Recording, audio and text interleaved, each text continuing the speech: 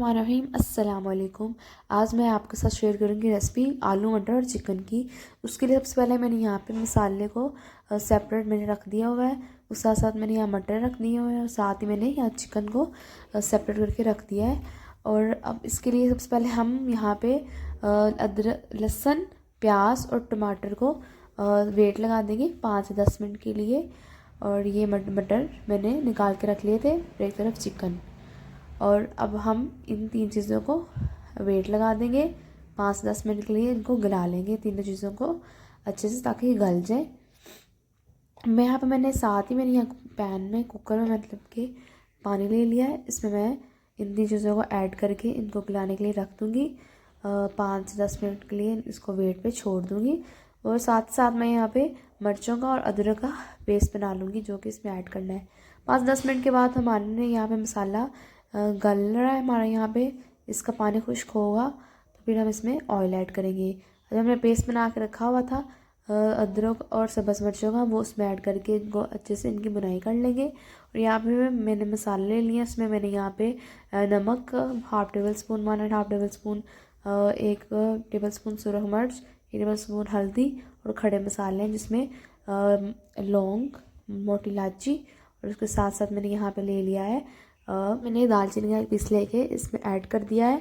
और ये देखिए, हमने कुकिंग ऑयल भी इसमें ऐड कर लिया था, वो मैं क्लिप लगाना भूल गई हूँ। और जैसे ही हमारा मसाला थोड़ा सा हम उसकी बुनाई कर लेंगे, उसके बाद हम चिकन को ऐड करके इसको अच्छे से इसकी बुनाई कर लेंगे, ताकि इसकी स्मेल अच्छे से ख़त्म हो जाए। जब तक ऑयल चिकन से सेपरेट नहीं होगा तब तक हमने इसकी बुनाई करनी है। इन मसालों में अच्छे से इसकी बुनाई करनी है।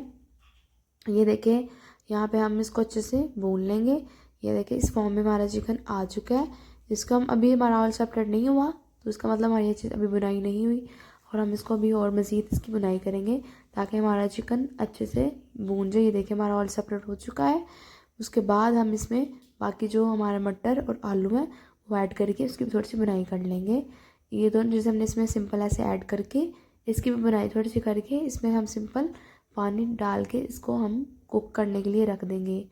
अब मैंने यहाँ पे 5 से 10 मिनट इसकी भी अच्छे से बुनाई कर ली है, ताकि हमारा टेस्ट, जितनी अच्छी हम बुनाई करेंगे उतना हमारा अच्छा टेस्ट आएगा। और यहाँ पे मैंने इन तीनों चीज़ों की मिल के अच्छे से बुनाई कर दिया है। यहाँ पर देखिए, हमारा ऑयल सेपरेट हो रहा है आहिस्ता आहिस्ता।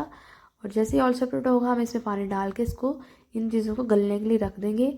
और हमारी अच्छे से तरी तरी ऊपर आ जाएगी, तो हमारा सालन तैयार हो जाएगा।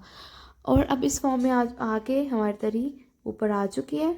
और हम इसमें पानी ऐड करके इन तीन चीज़ों को पकाने के लिए, गलने के लिए, यानी गलने के लिए रख देंगे। ये देखिए, हमने पानी ऐड कर दिया है और इसको छोड़ देंगे। अब हम 15 से 20 मिनट के बाद मैंने इनको देखा, तो ये मतलब ये सारी चीज़ें अच्छे से गल चुकी थी। और ये मैं आपको दिखाती हूँ। ये देखिए, ये ऊपर ऑयल सेपरेट हो चुका है और हमारा अच्छा सा शोरबा इसका रेडी हो गया है। और मतलब थिकनेस इसमें आ चुकी है। और ये हमारे फाइनल लुक। मज़ीद रेसिपीज़ के लिए मेरे चैनल को सब्सक्राइब करें, कमेंट करें और फॉलो भी करें।